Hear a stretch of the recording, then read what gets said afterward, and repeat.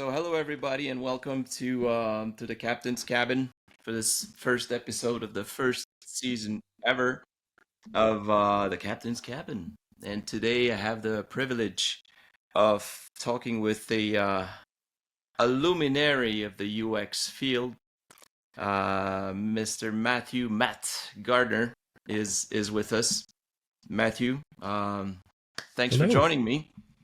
Thank you for having me. This is an honor. We go way back, so this is pretty cool. Yeah, that well like 10 years or something, I right? think Was it's it? I think Yeah, it's actually 10 years around this time almost exactly. This could true. be our anniversary, 10-year It could. anniversary. Yeah, we'll just It call it could. that. It could. That is Well, what it is. it's a milestone. It's a milestone for sure. Um, to give a bit of context, Matt was one of my freelancers. Like he was a mercenary of the trade, taking on gigs and contracts, and providing him with some of those contracts. What in the industry, this industry, is called with much affection a pimp, right? Was isn't it? I would call you that. Well, there's a form of protection that you offer, but I Yeah. would say you are probably one of the fairest pimps of them all because I was able to never feel like I felt like there was value. It was back and forth, Yeah. and your console was always like really appreciated, which oftentimes a lot of other recruiters Yeah. never once you've got the contract. Like we would hang out once a month, Yeah. and like it was I could get advice. We would, so it was actually pretty cool. Yeah.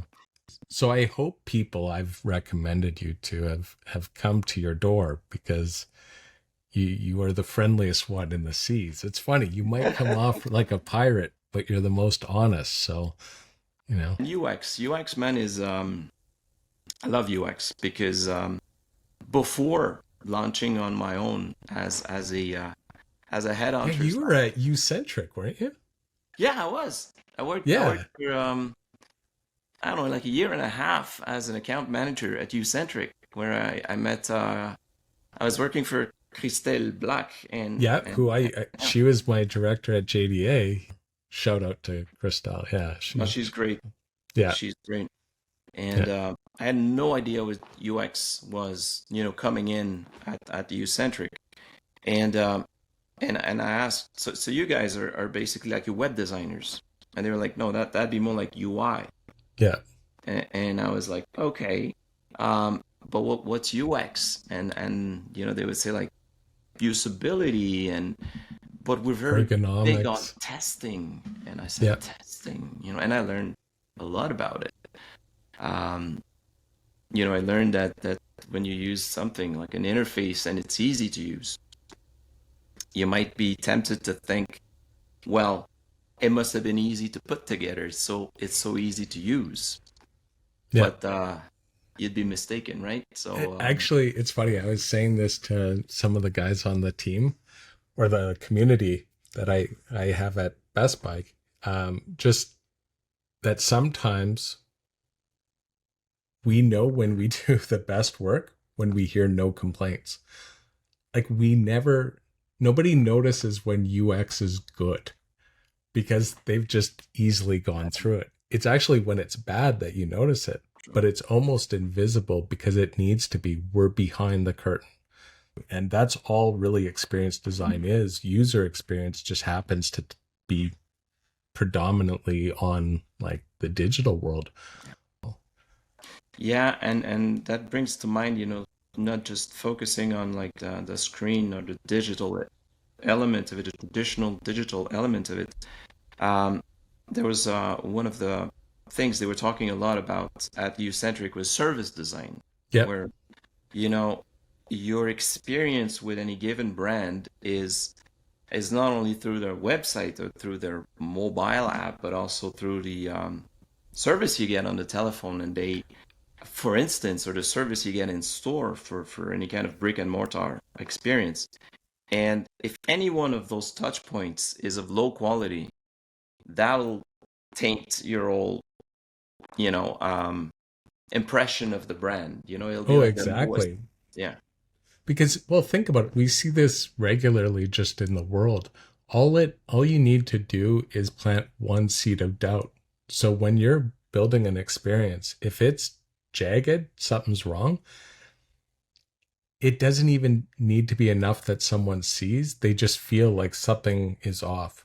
It's like the Wizard of Oz, man. I sometimes feel like we're the Wizards of Oz. We kind of hide behind the curtain, make everything look good, because most of the stuff out there is very, very heavily mixed APIs and Yeah. things trying to work together. It's a complicated ball of band-aids. But to me, it's nuts. Like, I would have thought we would have advanced so much further than a lot of this. And but it's infrastructure. Yeah. There's so many, like, I remember working like way back for one of the large software companies. I'm not going to say who, but like they handle large supply chain softwares. And it was crazy when you looked at the amount of softwares that they had that had to speak together, the amount of custom code that it all was. And you realize like a lot of it was built like a long time ago. Yeah. I'm curious to get your input on that. How does AI fits in with UX? How can you leverage um that in making a better, more intuitive interface or experience? Or can you? Yeah, well, that's the interesting thing about AI, right? Generative I think, in my opinion, is pretty much it's a word calculator. That's or an image calculator or a pixel calculator, whatever it is. It's taking what you've inputted and it's doing its best job possible to give you the results it thinks you want. So it's not like if you ask it, are you going to take over the world and blah, blah, blah, and you set it up, of course it's going to spin you a wild tale because that's what it's doing, right? It's That's what you awesome. want to hear if you're asking it if it's going to be like Skynet, right? Exactly. That it's going to be like, oh, Terminator, da, da, da. Because if you think about it, it's like a giant associative thought machine. It's taking one thing, it's taking these words, it's going, oh, this, this, this. It's funny. It's kind of how my brain works. Um, but that's what creativity is. It's you take a bit of here and you take a bit of there. Like that's what ChatGPT is doing. It's basically being associative and grabbing the words or grabbing the pixels it thinks that you would want in combination to create an image. It's amazing. So for UX, it's a great way to test hypothesis. Yeah. If you want to just like maybe say for example, you just want a quick steps in a journey map. Like sometimes you're sitting there for days taking your notes and you're like, how do I put this in? Like, how do I simplify it and abstract it down to that?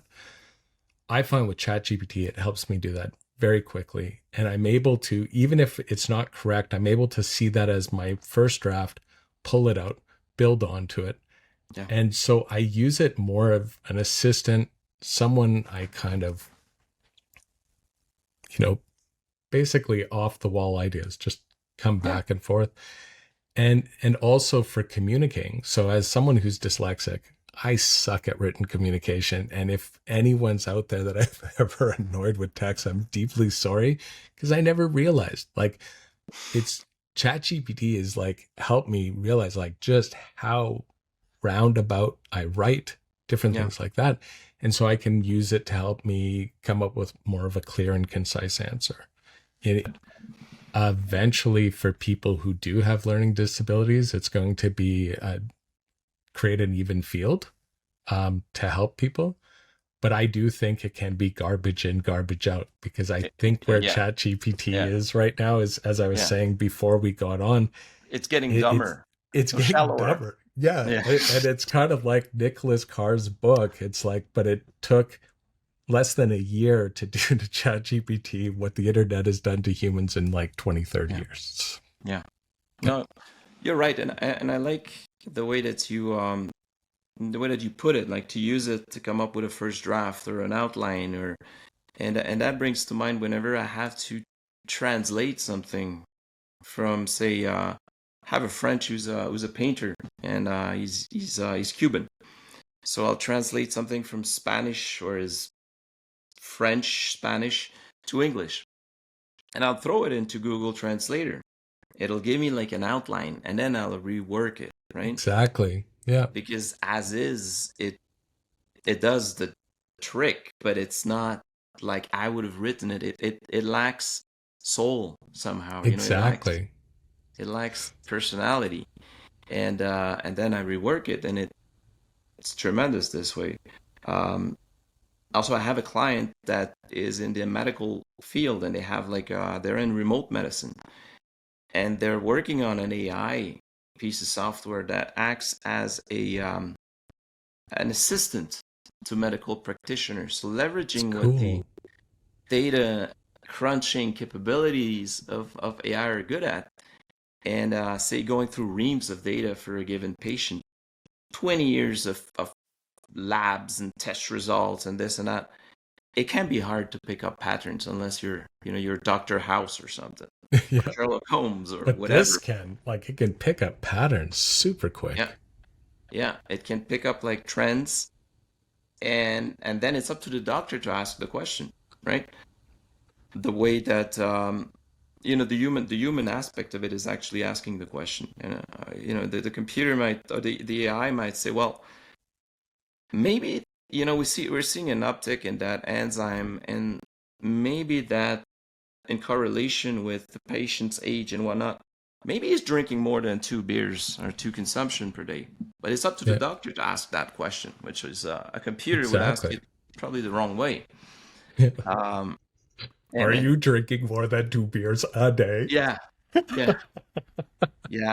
I imagine like that C3PO kind of droid Yeah, saying like, yeah, "It appears you're drinking more than two. Are you a lush, sir?" yeah, yeah. We are going to have to drain your liver now. Yeah, it's, Your liver is going the way of the dodo, sir. yeah.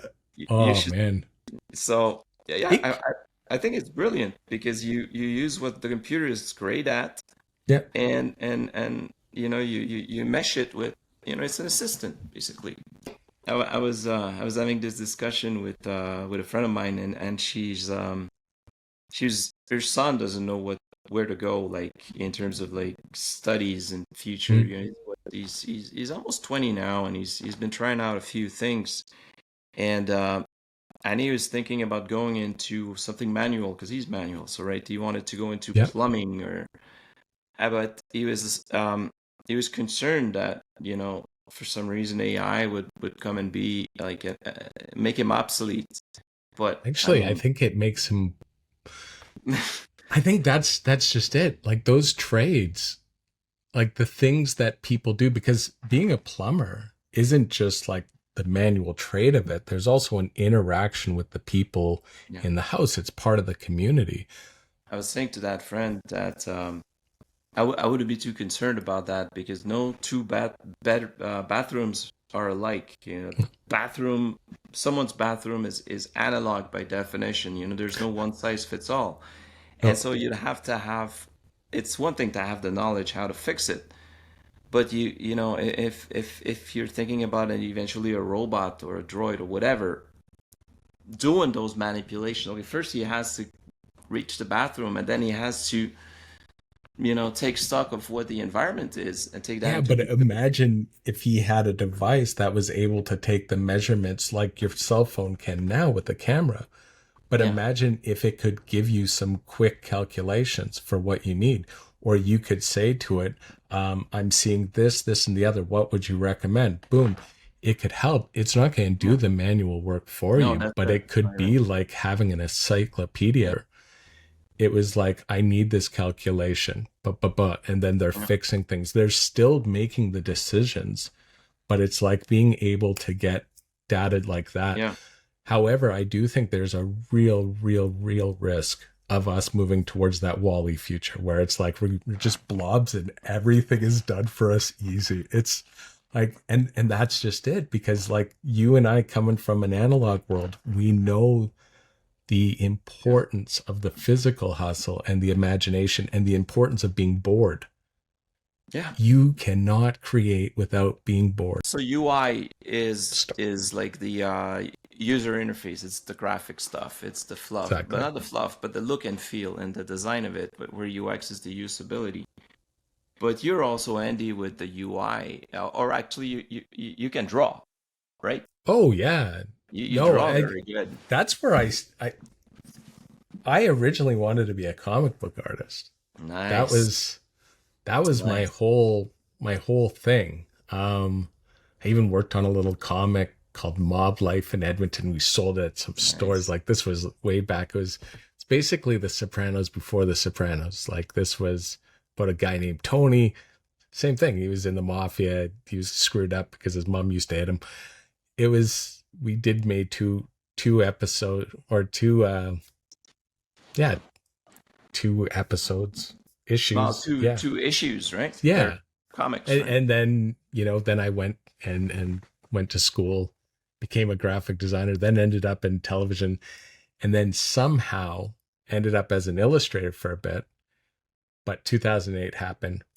All the publishers, I was doing sequential art for textbooks for kids, like social studies textbooks, different things like that, explaining the government.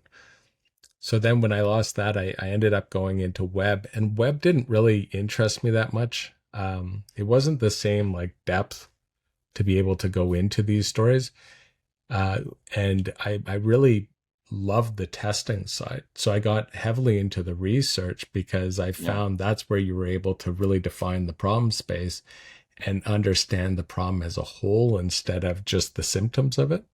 yeah, And and learning how to teach that out to your peers and stakeholders is what I've really, that's the thing that kind of gets me now. I like to tell the story, and it's quite funny because it's actually come back to comic books. Because yeah, oftentimes, yeah. I'm starting to look at now storyboarding as a really good way of explaining those, omni-channel uh, experiences that we were talking about previously. And that's how Stanley of Marvel Comics he started off. I was watching a documentary on Stan the Man, On and Disney Plus. yeah, I do, of course, yeah. Did Yeah, you that see it? was so good. That I was so know. good. And he Yeah, did he did he did user manuals. Like he had that idea. Let's do them as comic books, and yeah. they would. I'd be able to shrink the time it takes for training, and it did. It was a wonderful solution. And then I he evolved in well he evolved he moved into comic book proper, and my daughter is a huge fan of comics in general. That's so cool. And I knew, I knew Spider-Man and Batman were, but not no more than that initially. But I knew Tintin and whatnot. But the American comics, not so much. And I took her to buy her first toothbrush. And of all the kids' toothbrush, I said, just pick the one you want. She was two, and she picked the Batman one. I said, you sure you want that? She was like, yeah. Who's that? And I said, well, it's Batman. Who's Batman? Like a superhero. What's a superhero? Oh, all right. Fast forward 2 years, 3 years later, she's she knows them all, man. And I went to a comic book store in Lake Placid, with the Yeah, yeah. typical clerk, yeah. Oh And yeah, I think I've been into that yeah, comic book store. Yeah. but the so we went into that comic book store, and I asked the clerk, clerks in comic books, they're stores, they're like they're into comic books, uh, Deeply. deeply. Deeply. Yeah. And yeah, I said quiz my daughter about whether a superhero is DC or Marvel. And he started off with, I thought he would start off easy, but he started off with the Human Torch. And she didn't skip a beat, man. She said Fantastic Four, and that's Marvel. And he went, all right, but what about Aquaman? I'm like, dude, I mean, seriously, there's no such thing as starting easy for you, huh? And she went like, DC, the Justice League. I'm like, woo, ooh, ooh, ooh. And he did a couple Cool. other ones, and then he threw a curveball. He went with Jack Sparrow. And she hesitated for a second or two. Never mind, it's a PG-13 movie, but she shouldn't know Jack Sparrow, but the dad she has, right? And she went like, none. It's actually Pirates of the Caribbean. I'm like, right on. There you We had a go. discount.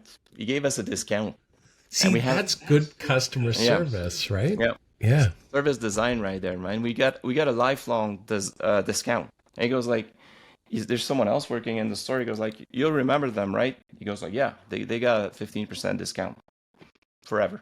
That is awesome.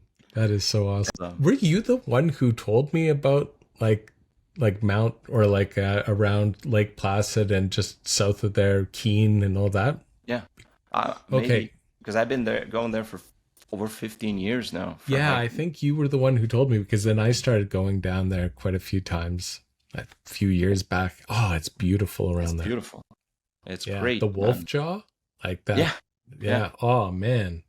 Yeah. I'm No, it's a going there great area. this weekend. Not with my daughter this time, but with a lifelong friend of mine. Oh, And you know, enjoy, my friend. uh, Enjoy.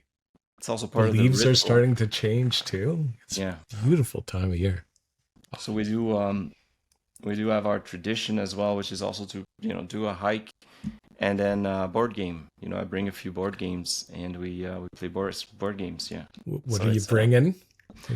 we're big fans of co-op games that are very hard, right? And we've played quite a bit of Mansions of Madness for the Lovecraft horror genre, which you know Yeah, have yeah, over on that side. Yeah, I have Cthulhu right somewhere over there.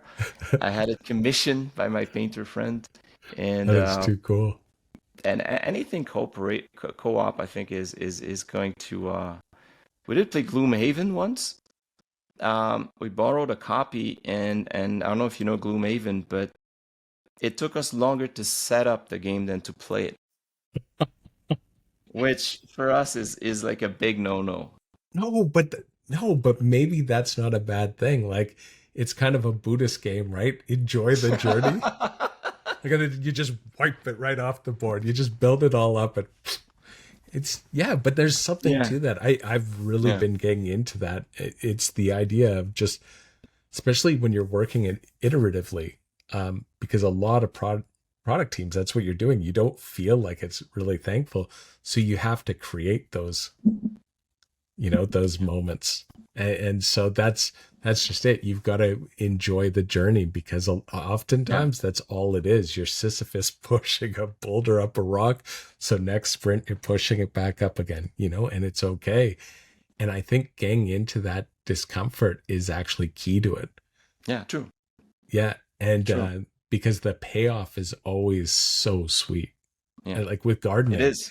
it's like that. We do seed to plate now, and like our tomatoes, my favorite thing in the summer now is just grabbing a tomato that's just ripe Yeah. and a sprig of peppermint and tomato. It gets rid of any kind of sugar craving. It's just you pop in your mouth, boom, Oh it's yeah. gone. It's so good. It's like all the excitement of candy and tomatoes, and it's healthy. Yeah. It's awesome. Yeah. Yeah.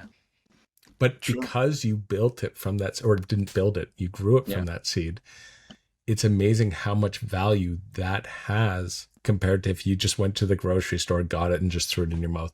It might taste exactly the same, but to Yeah. me, the Yeah. value that I put on that makes that taste like 10 times more because I 10 can times. taste Yeah. the soil in it. I can taste when I've done that.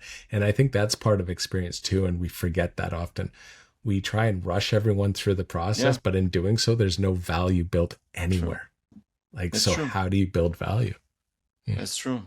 We're getting Yeah. wise, man. We're getting wise. You know, it's the journey that matters. You know, I um and living the present moment. You know, and my daughter obviously helped me discover that, right?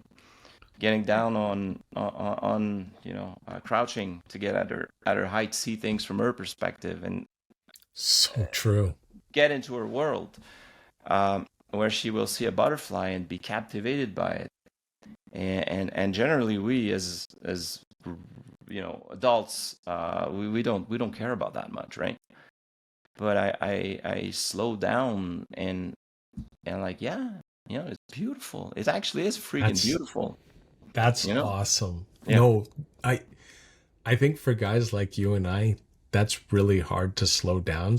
true. I took up skateboarding 2 or 3 years I'm ago. I saw Yeah, that. Dude, yeah, that's awesome. from scratch, right? I mean, Oh, you didn't board when you were younger? dude, I had a skateboard at 12, but I was just a poser, and I would walk around with it. I couldn't do jack with it. So when I went to the store to get a new one, because I got my daughter a scooter, and I thought, she'll learn, I'll learn something at the same time. So I went and got a skateboard, and I got hooked, some fierce, and Oh, yeah, shit, man, nice. I got Okay. hooked, and the latest addition to my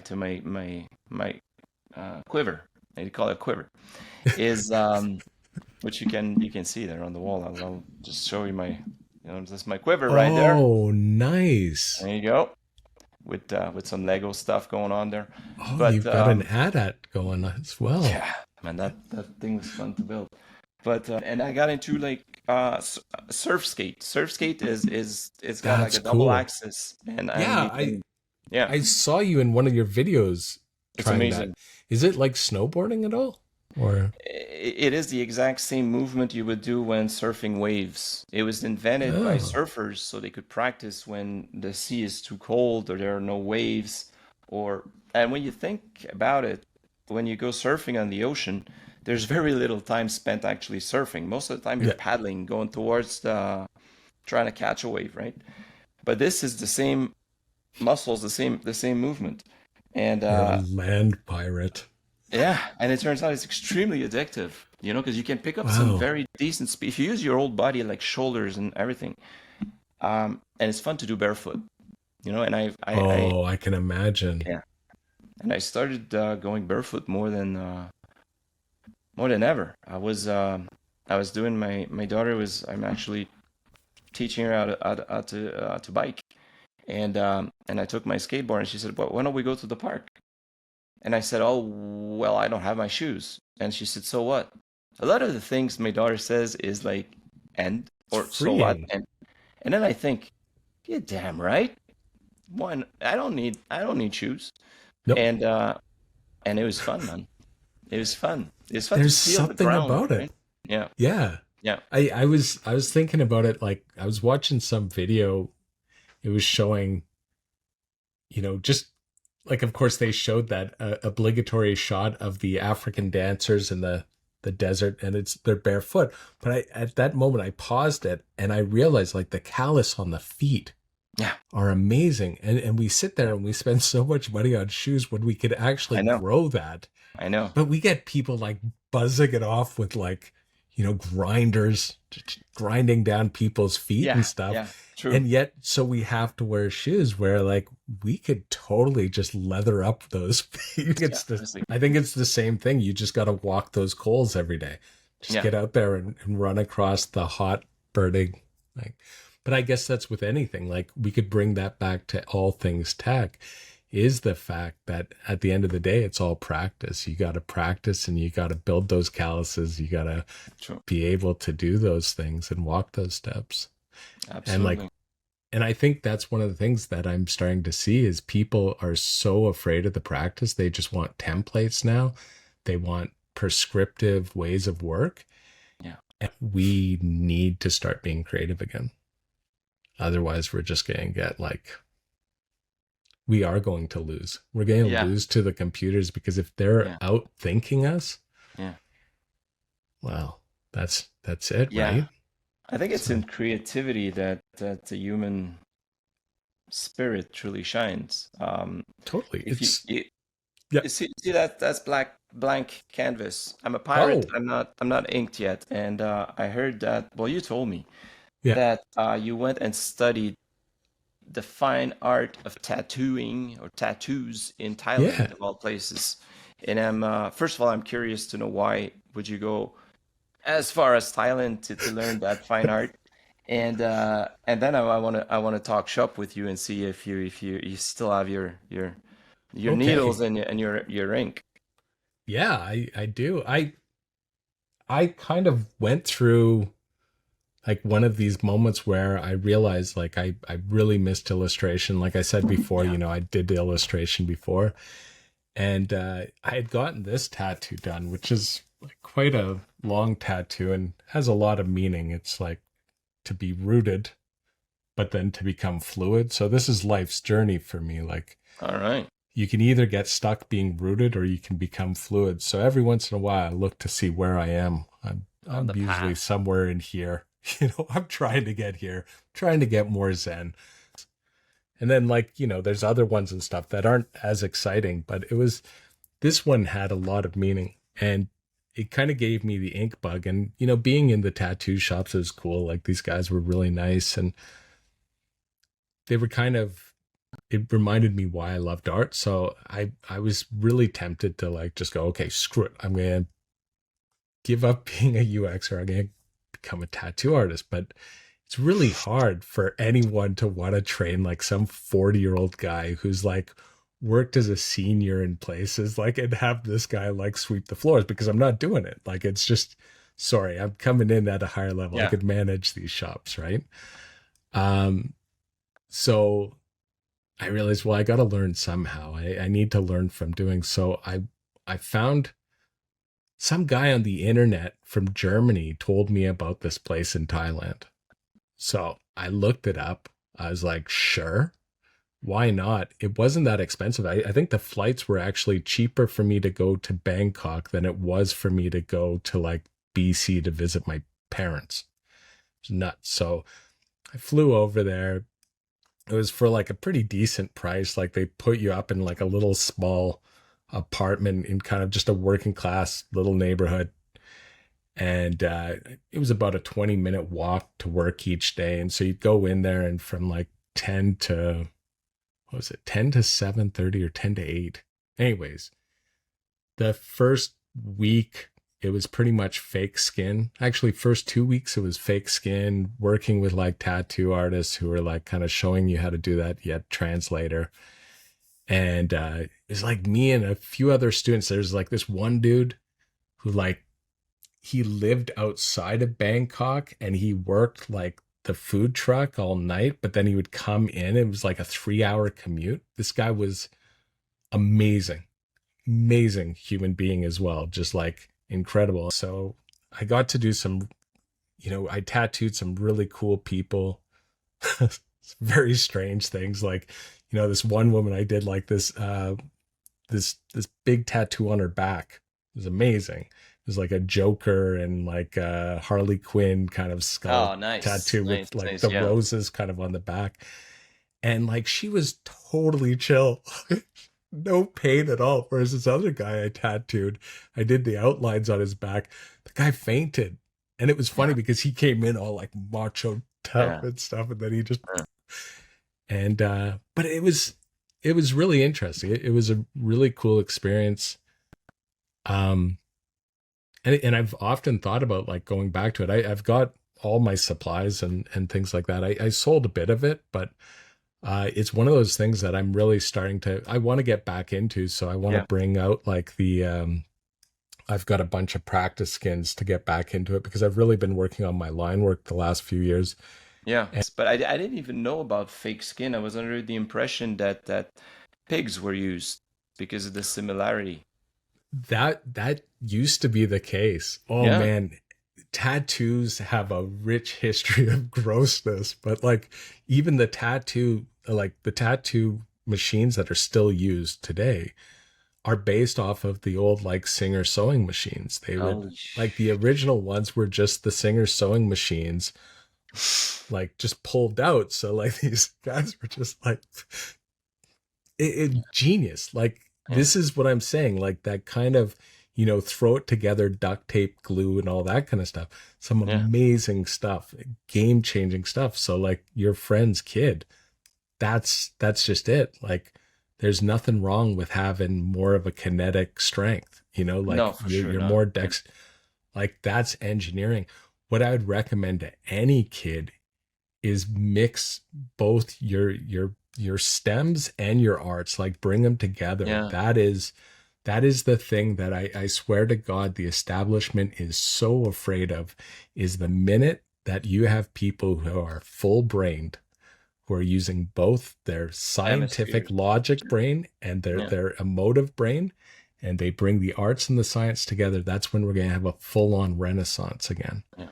But as long as they keep people who are in engineering going, the arts are Yeah. stupid and it's soft skills, and as Yeah. long Yeah. as the True. artists sit there and they poo-poo like people on the The other engineers. side, it's Yeah. when we get together and start learning from each other. My God, we will Dude. have an amazing society, and we don't have to worry about generative AI because it'll be our personal assistant. It will be like giving us our answers quick so we can make even better decisions. I actually look for that in the way we set up teams. When we like try and figure out an XD cohort, we don't really look at it in terms of like skills. Skills can be taught, right? Yeah. We Amen to start that. looking at like how these people are in terms of their neurochemistry together. So if say you have someone who's really introverted, set them up with an extroverted partner that they can actually work together. But you're also creating an accountability partner for the more extroverted one who might go off on Yeah. a tangent. And you get that also with the dream team for founders of a startup. You'd have like someone who's more of a dreamer who can come up with ideas, who can sell them, Yeah, who can be enthusiastic about it. And you get someone that's more grounded and can actually bring that person down, hurt sometimes, make sure that they don't sell something that we can deliver. And it brings to mind also the we were talking about board games, right? yeah, And you mentioning, you know, embracing, being on the other side of 40, say. yeah. Uh, and and when we try a new game, we usually the first game we do will it doesn't count, right? We're learning the It's rules. just so doesn't count. It's It doesn't count. often the most fun too. Yeah. But life is just a one game, right? So w- that's the thing, is that at a certain point in the game you start learning, okay, so you start learning how things work or should work, but you don't have a second playthrough coming, right? So it's it it's always Sobering. that kind of make it count, right? Make it count. And hence again, to circle back to your like, try things, fail, and learn and get back up, because you just got this one play, this one Exactly. play through the first game, counts in a way because it's the only one you got. And that I've been tinkering on how to put that into words so that it sounds a bit more, That's an wise. But interesting one. No, but I think you're definitely onto something when you start realizing those things, and you realizing that yeah, that is how quick life can change. It's on a dime. That getting you start getting used to the fact of your own impermanence and the impermanence of all things around you. yeah, No landscape is ever the same. yeah, Every yeah, moment that you have is just that moment. And I think if more people got rid of their death yeah, denial and actually threw out their status anxiety, they can actually live a really healthy life. Because yeah, that's the one yeah, trick, is just realize that they're seize the day because there might not be another one, and appreciate yeah, what you have. Because like, look at Ukraine, places like that, in an instant, boom, you've just got like war. yeah. And that's just True, it. Like, if true. you accept that these things can change, then you are grateful that every night you go to bed with a full belly Yeah, and like a roof over your head. you yeah. you did good that day. You won the game. True, true, true, true. Yeah, Yeah, it's yeah, I agree. I agree. yeah, It's those things like that you get to learn over time. And the one thing also, I used to call them, for lack of a better words, like bubbles in times, but there was like little moments that you know you'll remember forever, but they're here, and now is the time to fully take them in, right? Um, Try as you might, you cannot replicate them. And you can take pictures, you can shoot videos, you can do this, you can do that, but it's never going to be the same as being there in that moment. It's happening now. I know I'll remember it for the rest of my life. And there's no sense in trying to film it or take a picture. It's just enjoy the moment, right? Oh, that's just it. That's we make memories and we Yeah, help other people make memories. And that's the thing yeah, about experience design is what you're doing most of the time.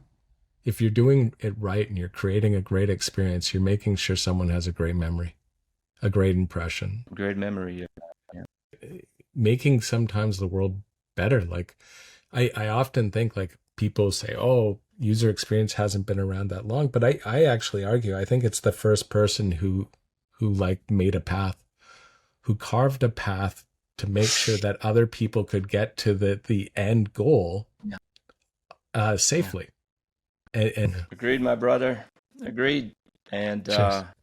it's a nice way to wrap up our talk Yeah. for the night.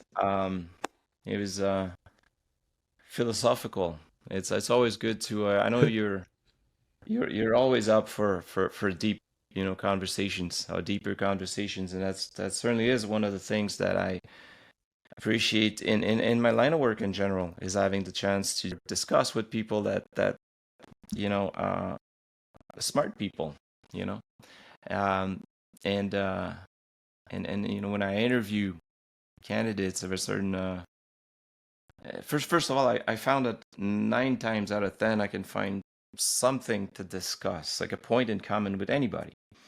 There's the 1 out of 10 roughly that maybe not 1 out of 20. But other than that, there's always like there's something we can, there's always a point in common. I've And never seen you have a problem talking to anyone. Like every time we've gone out, anytime, dude, yeah, you're just liked. You're kind of like a golden retriever, but a human. Like where it's just like everyone just kind of likes you. You're there. You're kind of laid back. It's you've got a good vibe, man. That's what it comes down to. And you read people well. You so read people well. yeah. Yeah, Thank you, it's thank you. insane. Yes, Yeah, yes, yeah. I trust your It's I trust what you say when you say things. I'm like, oh, okay, yeah, because you're usually spot on. yeah, That's another part of value you yeah, have in your process. yeah, yeah. Yeah, I got thank you yeah, you're for pointing welcome. it out, man. I was walking on a beach in Jamaica, and a woman, we just started chatting with an American woman, and she was going through a tough divorce or something, and she just, for some reason, I'm a total stranger, but she started talking about what she was going through, and at some point she said, I'm not sure why I'm sharing all this information with you, but you are such a calming presence, you know. Granted, also on a beach in the Caribbean, I'm always like the sea has a calming effect on me. No, And but maybe you're a beach you person. know, The way I'm a forest spirit, you're a beach I think so. person. Yeah. I think so. I think so. I think so. That's where I was thinking back upon the growing up in a family with a special dynamic, and we would go vacationing every summer in Ogonquit, where the water is freezing, but it still is the ocean. And that's about the one time I felt the most relaxed in with the family I grew up with, was, and everybody was more relaxed, I think, but was in that particular place. So I noticed that there's at some point, I'll get that shack on the beach, I, I but think I think you have to make that happen. No, yeah, I the think so what too. you're talking about is what I feel when Right. I'm in the forest. But yeah, you're a beach dude. Did you Yeah, have something? yeah, Yeah, yeah, you're yeah, the yeah. I dude. You're developed the a dude abides. yeah, the dude vibe, yeah, for sure. No, you're right. Yeah. You're right. That's my vibe. That's my environment. And thank you so Yeah, much for your time. Thank you for your patience, and you're welcome, sir. and for being you. So honored by that. I'm so honored because this is going to be a great Well, show. you, I thank think you. Thank I you. think Thank you this is very going to much. be a very good show. I'm, You know some wonderfully interesting people, and I think you're and yeah, if you ever need a guest again like me, I'm happy to be that guest. for sure. For sure, man.